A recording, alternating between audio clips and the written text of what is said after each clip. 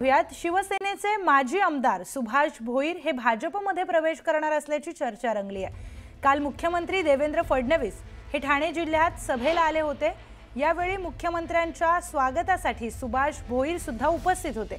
भोईरांनी केलेल्या या स्वागताचा व्हिडिओ व्हायरल झाला। त्यानंतर भोईर भाजपमध्ये प्रवेश करणार असल्याच्या चर्चेने आता जोर धरलाय।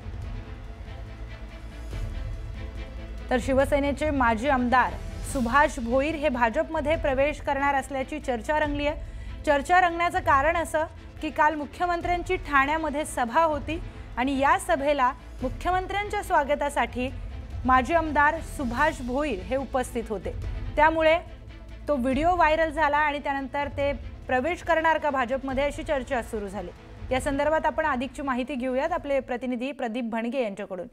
प्रदीप, आमदार सुभाष भोईर माजी आमदार खरं तर हे भाजपमध्ये प्रवेश करणार असल्याची चर्चा सुरू झाली आहे। आपण जर बघितलं तर काल मुख्यमंत्री देवेंद्र फडणवीस यांची बदलापुरात सभा होती। या सभेनंतर जे आहे ते कल्याणच्या ग्रामीण भागात एका घरी गेले होते।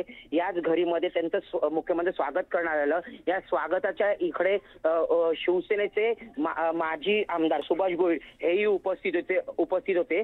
त्यामुळे विविध चर्चांना उधाण आलं आहे। आपण जर बघितलं तर भाजपमध्ये मोठ्या प्रमाणात इन्कमिंग जी आहे विविध पक्षातून केले जात आहे। आत्ताच शिवसेनेच्या माजी आमदारांना पक्षप्रवेश दिला होता। यानंतर सुभाष भोईर हे सुद्धा भाजपमध्ये जाणार अशी चर्चा होती आणि यातच मुख्यमंत्र्यांच्या स्वागताला स्वतः सुभाष भोईर असल्यामुळे या चर्चांना पुन्हा आता वेग आलाय। त्यामुळे सुभाष भोईर यांची आता याच्यावर काय प्रतिक्रिया येते हे पाहावं लागेल।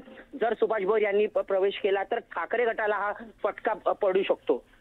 निश्चितच प्रदीप, आता शिवसेना उबाटाचे ते आमदार आहेत आणि त्यांनी जर भाजपमध्ये प्रवेश केला तर मग तिथल्या भागामध्ये हा राजकीय फटका नक्कीच बसू शकतो। धन्यवाद आपण दिलेल्या माहितीसाठी।